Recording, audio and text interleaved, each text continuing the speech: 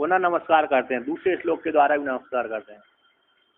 नित्याहे त्रिगुणात्मने पुरजते कात्यायनी श्रेयसे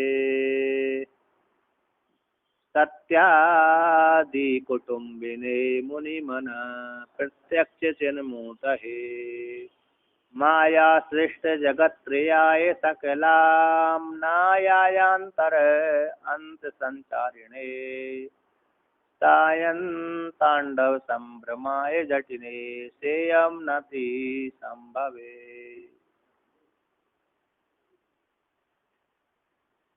ते आपके लिए नमस्कार है। यहाँ पर कहते हैं हे भोलनाथ है सायम नति संभव, ऐसे उसी परमात्मा के लिए नमस्कार है जो नमस्कार है ना, सायम नति है जो नति है नमस्कार है, ऐसे किसके लिए संभव है, किस कौन से संभव है, सुख जिससे होता है ऐसे परमात्मा रूप शिव के लिए नमस्कार है। तो कैसे, अब यहाँ पर कहते हैं उसी प्रकार से कहते हैं नित्याय जो तीनों कालों में जो रहता है, भूत में भी रहता है, वर्तमान में भी रहता है और भविष्य में भी रहेगा, ऐसे नित्य परमात्मा के लिए। और कैसे त्रिगुणात्मा ने जो जगत की सृजन करने के लिए इसने त्रिगुणात्मक प्रकृति को स्वीकार कर लिया है, ऐसे तीन गुण वाली प्रकृति को स्वीकार करने से क्या बन गया, तो ब्रह्मा विष्णु महेश बन गया। तो ब्रह्मा बनकर के सृष्टि करता है, विष्णु बनकर के पालन करता है, शिव जी बनकर के रुद्र बनकर संहार करता है। ऐसे त्रिगुणात्मक परमात्मा रूप शिव के लिए नमस्कार है। नित्याय का ध्रुव के लिए चलन से रहते त्रिगुणात्मा तीनों गुण सत्गुण रजोगुण तमगुण आत्मा ने शरीराणी है जिसके, ऐसे उस ब्रह्मा विष्णु महेश रूप आत्मा के लिए त्रिगुणात्मा वाले परमात्मा रूप शिव के लिए नमस्कार है। पुरजेते वहां पर शब्द नहीं होगा ना, ऊपर है, तो मतलब पुरजेते का मतलब है पुराणानी। कौन से, हमारे तीन पुर हैं। सबसे पहला है, बाहर से लेंगे तो स्थूल शरीर आएगा, उसके भीतर सूक्ष्म शरीर आएगा, उसके भीतर कारण शरीर आ गया। उधर से लेंगे तो सबसे पहले कारण शरीर आ गया, फिर उसके बाद उसके बाहर सूक्ष्म शरीर आ गया, उसके बाहर स्थूल शरीर आ गया। जो हमको आपको दिख रहा है वो मात्र आपको स्थूल शरीर दिख रहा है। इस स्थूल शरीर के भीतर एक सूक्ष्म शरीर है, वो बड़ा सूक्ष्म है, इसलिए सूक्ष्म है। उसके भीतर और एक कारण शरीर है, वो उससे भी ज्यादा सूक्ष्म है। इन तीनों पुरों को जीतने वाले, भस्मीभूत करने वाले, अथवा त्रिपुरासुर बाणासुर ने जो तीन पुर बनाए थे उसको नष्ट करने वाले, अथवा जो तारकासुर के तीन पुत्र थे, विद्युतमाली, कमलाक्ष और रूप, अरे विद्युतमाली था, तारकाक्ष था और कमलाक्ष था। ये तीन तारकासुर के पुत्र थे। इन्होंने ब्रह्मा जी से वरदान मांगकर तीन पुर मांगे थे। उन तीनों पुरों को नष्ट करने वाले, दोनों प्रकार का अर्थ है। ऐसे त्रिपुर जीते, तीनों पुर जीते, पुरों को जीतने वाले, है ना। तो ऐसे परमात्मा, हाँ, तीनों एक दिशा में आते थे, 1000 वर्ष चक्कर लगाने के बाद 1000 वर्ष तक चक्कर नहीं लगाने के बाद एक वो योग में आते थे। कोई विशेष योग था, अभिजीत नाम का योग था, तो कौन था योग था। अतः ब्रह्मा जी के वरदान के अनुसार वो 1000 वर्ष में एक स्नान में आते थे, और वो भी एक बाण से शिव जी के हाथ से मरेंगे, नष्ट होंगे, तभी मृत्यु है, विष्णु भगवान के हाथ से नहीं। और 1000 वो योग, वो जैसे ही योग निकल गया उसी काल में फिर शिव जी भी नहीं मार पाते थे, वो योग में ही मर। जब भगवान शिव जी का रथ बन गया, शिव जी के रथ को बनने के पश्चात फिर उन्होंने वो काल की गणना करी और फिर काल की प्रतीक्षा करने लगे कि कब वो काल आएगा, तब योग आएगा। उस रथ बना करके तैयारी युद्ध के लिए चल दिया था। चलने के पश्चात फिर वो इंतजार करने लगे कि वो योग में आकर के मैं बाण छोड़ूंगा। जब तक वो योग नहीं आया बाण नहीं छोड़ा उन्होंने। वो छोड़ भी देते तो मरते नहीं, क्योंकि वरदान था, वरदान के प्रभाव से। तो यहाँ पर तीनों पुरों को जीतने वाले, और कहते हैं कात्यायनी श्रेयसे, कात्यायनी माता पार्वती के श्रेय तपस्या रूप फल। माता पार्वती ने तपस्या करी कि भोलेनाथ मेरे पति हो जाएं, है ना। ऐसे कातन माता पार्वती की तपस्या के फल रूप परमात्मा के लिए नमस्कार है। और कहते हैं शुरू में भी आया, एक दूसरे शिव जी माता पार्वती की तपस्या करते हैं, माता पार्वती शिव जी की तपस्या करते हैं ना। शिव जी कहते हैं मेरी मेरी पत्नी माता पार्वती मिले, और पार्वती कहती मेरे पति शिव जी हैं। कभी कभी स्त्रियों को पति प्राप्ति करने के लिए तपस्या करना पड़ती है, कभी कभी पुरुषों को भी पत्नी प्राप्ति करने के लिए तपस्या करना पड़ती है। ऋषियों ने तो बहुत तपस्या करी है पत्नी प्राप्ति के लिए। ऋषियों ने करी कि मेरे को पत्नी मिले तो योग करता हूँ, कई ऋषियों ने किया। अरे सामान्य स्त्री तो उनको मिल जाती थी, विशेष विशेष से विशेष पुत्र उत्पन्न होता है। सामान्य से तो सामान्य ही उत्पन्न होगा, जो कि इसको ख्याति म्याति नहीं फैलेगी, किंतु विशेष से विशेष ही उत्पन्न होता है। जो विशेष तपस्या करते हैं ना ऋषि मुनि कि मेरे को सुंदर स्त्री प्राप्त हो, योग्य हो, तो उससे विशेष ही पुत्र पैदा होता है। और नहीं तो चलती फिरती तो खूब मिल जाएंगे, है क्या नहीं? चलती फिरती कमी नहीं। तो ऐसे तो देखिए भगवान वो माता पार्वती की तपस्या के फलस्वरूप परमात्मा के लिए ऐसे उनके लिए नमस्कार है। और आगे कहते हैं सत्याय, काल त्रय में भी विद्यमान रहने वाले, है ना। सत्याय ने काल, तीनों काल, सत्य भूत भविष्य वर्तमान काल, काल त्रय से अतीत है, काल त्रय से अवध्या, काल त्रय से बद्ध नहीं होते। अब काल सबको मार देता है, किंतु एक काल इनको नहीं मारता। ये क्यों नहीं मारता इनको? क्योंकि काल इनसे ही उत्पन्न हुआ है, काल इनसे ही उत्पन्न। जन्य नाम जन को काला जगता आश्रय मता, जन्यों का जनक है काल, तो जगत का आश्रय, जन्यों का जनक है। जन्य नाम जन को काला जगता आश्रय, जगत का आश्रय अधिष्ठान है। ऐसा न्याय में न्याय आता है, न्याय शास्त्र में एक न्याय है, ये जन्यों का जनक काल है। जितने भी हमारे जनक है ना, उनका भी एक काल जनक है, इसलिए काल के महाकाल है। क्योंकि काल के महाकाल से ही एक महाकाल रूप भगवान भोलेनाथ से एक काल उत्पन्न हुआ है। अथवा काल महाकाल फिर उनके ऊपर सदस्य रूप महादेव है ना, इस प्रकार। तो ऐसे एक काल तीनों कालों में विद्यमान, काल के द्वारा जिनके ऊपर विजय प्राप्त नहीं हो पाती, ऐसे उनके लिए। और आगे कहते हैं अरे कालगृह आदि कुटुम्ब ने, बोलते आदि कुटुम्ब ने कैसे कह दिया? बोलते ये भगवान भोलेनाथ और माता पार्वती दोनों ने ही सृष्टि करी है, तो सब उन्हीं का ही परिवार है सारा। सबसे पहले गृहस्थी उन्होंने ही बताई, नहीं और दूसरी बात है सबसे पहले गृहस्थी उन्होंने बताई। कौन ने बताई? भगवान भोलेनाथ को। जब ब्रह्म था, ब्रह्म अकेला शून्य स्थान पड़ा हुआ था, जब उसने देखा कि जीवों की सृष्टि का समय आ गया तो माया को स्वीकार कर लिया। तो माया को स्वीकार कर लिया, अपनी शक्ति को अलग कर दिया, अपने शरीर से अलग कर दिया, तो दो रूपों को धारण कर लिया, एक पुरुष बन गया, एक स्त्री बन गया। स्त्री पुरुष बन करके फिर उन्होंने आपस में विवाह कर लिया, तो विवाह करते ही उनसे फिर सारा जगत उत्पन्न हो गया। इसलिए आदि कुटुम्ब के लिए, आदि कुटुम्ब परमात्मा के लिए। तो प्राथमिक संसारी के लिए।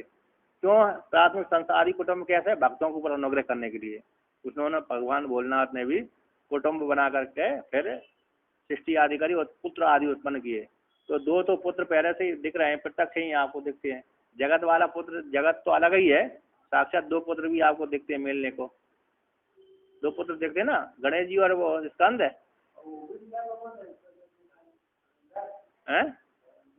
वो तो राक्षस कोटि में आ गए, जलंधर तो थे, लेकिन दो प्रधान है जो देवता की कोटि में आते हैं। दो देवताओं को, गणेश जी और स्कंद भगवान दो हैं प्रधान, और बाकी अरे अन्य वो हुए हैं और राक्षस कोटि में चले गए कोई।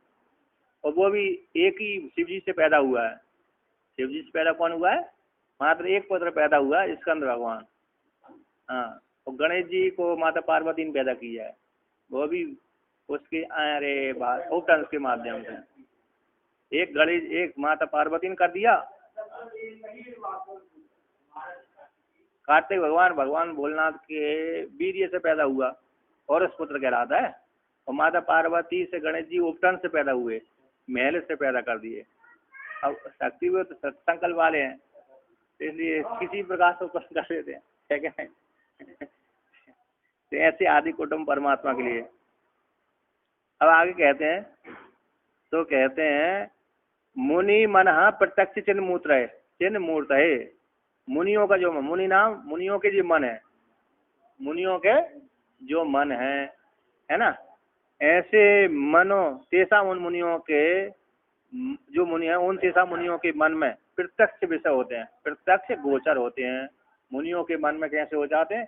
क्योंकि मुनियों की जो ध्यान साधना करते करते, मन करते करते करते मन में प्रकट हो जाते हैं। हमारे चिन्मात्र परमात्मा है, चिन्मात्र परमात्मा जब गहरा हम चिंतन करेंगे ना, तो गहरा चिंतन करते करते करते करते ऐसी योग्यता आती है कि भगवान अपने आप ही उनके हृदय में प्रकट हो जाता है। तो मुनियों के जो मन है, मुनियों का जो मन है उनका समुदाय है, ऐसे मन में मुनियों के मन में प्रत्यक्ष इंद्रियों का वो प्रत्यक्ष का विषय हो जाता है, प्रत्यक्ष का विषय बन जाते हैं। जैसे हमारी इंद्रियों के द्वारा, चक्षु इंद्रियों के द्वारा रूप विषय बन जाता है ना, जो दृश्य विषय बनता है, उसी प्रकार से मुनियों के मन में प्रत्यक्ष विषय हो जाते हैं, साक्षात्कार कर लिया जाता है। ऐसी चिन्ह मूर्ति, चिन्ह मूर्ति चित्त शरीर, चेतन शरीर यश जिसका है, मुनियों के मन में जो चेतन शरीर रूप से प्रकट होते हैं, ऐसे उस परमात्मा के लिए नमस्कार है ना। मुनियों के मन में और ब्रह्म ज्ञानियों के मन में, ब्रह्म ज्ञानियों के मन में, मुनियों के मन में, ध्यान करने वाले साधकों वेदांतियों के मन में जो चिन्ह मूर्ति रूप से प्रकट हो जाते हैं, ऐसे भगवान बोल अथवा शुद्ध अंतकरण, किसका? शुद्ध अंतकरण है जिनका, ऐसे उनके उन पुरुषों के मन में जो प्रकट हो जाते हैं चिन्ह मूर्ति को, चित्त चेतन रूप से प्रकट हो जाते हैं। चिन्ह मूर्ति मतलब चित्त मूर्ति, चित्त मूर्ति के रूप में प्रकट हो जाते हैं, ऐसे जो भगवान भोलेनाथ है, ऐसे भगवान भोलेनाथ के लिए नमस्कार है। और कहते हैं माया सृष्ट जगत त्रयाय, है ना, कहते हैं जगत त्रयाय, तीनों जगत को, जगतांत है इति त्रि जगत, तीनों जगत जो जगत त्रय है ना, तीन भूर्भुवः स्वः, भूर्भुवः स्वः में 14 लोग आ जाते हैं सारे। भूर्भुवः तीन लोग कह रहे हैं, तीन लोग कह देने से पूरा ब्रह्मांड आ जाता है। हाँ, इसमें ही सारा ब्रह्मांड आ जाता है जब 3 लोग अथवा भूर्भुवः से कह देने से। तो भू से नीचे पाताल की सारे आ जाते हैं, और भुवा से अंतरिक्ष के आ जाते हैं, और स्वा से सारे ऊपर के जितने भी है सारे आ जाते हैं। इसी 3 लोग में ही अंतर्भूत आ जाता है। तो अलग अलग कह रहे हैं तो 7 ऊपर के लोग, 7 नीचे के लोग है, 14 लोग हो गए। यहाँ पर 3 जगत है, तीनों जगतों को माया के द्वारा सृष्टि करने वाले हो ना, माया सृष्टि त्रिजगता है, तीनों जगतों को माया के द्वारा सृष्टि करने वाले ऐसे जो परमात्मा है, ऐसे उस परमात्मा के लिए नमस्कार है। माया के द्वारा ही कर सकते हैं, शिवा शक्तिया युक्त यदि भगवती शक्ता प्रभुत्व, है ना, शिव शक्ति से युक्त होता तो सृष्टि करने में समर्थ होता है, शिव शक्ति से युक्त नहीं है तो सृष्टि करने में समर्थ नहीं है। स्त्री भी बिना पुरुष के पुत्र पैदा नहीं कर पाती है ना, उसके लिए पुरुष चाहिए, नहीं तो क्या हो जाएगा, पुरुष भी बिना स्त्री के पुत्र पैदा नहीं कर पाता, और स्त्री भी बिना पुरुष के पुत्र पैदा नहीं कर पाती। इसलिए दोनों का संयोग हो जाने से पुत्र पैदा होता है। तो यहाँ पर शिव रूप परमात्मा यदि शक्ति को स्वीकार नहीं करता, सृष्टि करने में समर्थ नहीं होता है, क्योंकि वो निष्क्रिय है। और क्रिया कब होती है? जब माया को स्वीकार कर लेता है, तो माया को स्वीकार करते ही क्रिया होती है। तो यहाँ से माया के द्वारा तीनों जगतों को निर्माण करने वाला जो परमात्मा, उसके लिए नमस्कार है। कहते हैं सकल आमनाए अंत संचारिणे, तो संपूर्ण वेद है, जितने भी संपूर्ण वेद हैं, उन वेदों का जो अंतिम भाग है, अंत संचार है ना, संपूर्ण वेद है, उस संपूर्ण वेदों का जो अंतिम भाग कौन है? ज्ञान कांड है, उपनिषद कांड है। उस उपनिषद कांड के द्वारा विशेष रूप से प्रतिपाद्य है। संपूर्ण वेद में तो है ही है परमात्मा, है ना, किंतु संपूर्ण वेदों के मध्य में जो उपनिषद कांड है, ज्ञान कांड है, उस ज्ञान कांड में विशेष रूप से प्रतिपाद्य है, ऐसे प्रतिपादन रूप से विद्यमान है, ऐसे उस परमात्मा के लिए। अथवा वेद में संरक्षण करने वाला, वेद में जिसका विशेष निरूपण किया है, वेद में ही जो संरक्षण करता है, ज्ञान के द्वारा, ज्ञान में ही जो संरक्षण करता है, ऐसे उस परमात्मा के लिए नमस्कार है। सकल उपनिषद प्रतिपाद्य, सकल उपनिषदों के द्वारा प्रतिपाद्य ऐसे परमात्मा के लिए नमस्कार है। अथवा विशुद्ध ज्ञान देह है त्रिवेदी दिव्य चक्षु से प्रिया प्राप्ति निमित्त है नमः समाधारण। विशुद्ध ज्ञान ही इसका देह है, 3 वेद ही जिसके चक्षु है ना, विशुद्ध ज्ञान जिसका शरीर है, 3 नेत्र जिसके चक्षु हैं, 3 अरे जो है ना, विशुद्ध ज्ञान तो देह हो गया, पूरा ज्ञान ही कैसा शरीर है, और सूर्य चंद्रमा और अग्नि उनके शरीर नेत्र है। ऐसे उमा से युक्त महादेव भगवान भोलेनाथ के लिए नमस्कार है। ऐसे जो तीनों वेदों के द्वारा, चारों वेदों के द्वारा अंतर संस्करण करते हैं, अर्थात चारों वेदों के द्वारा प्रतिपाद रूप परमात्मा, ऐसे उसके लिए नमस्कार है।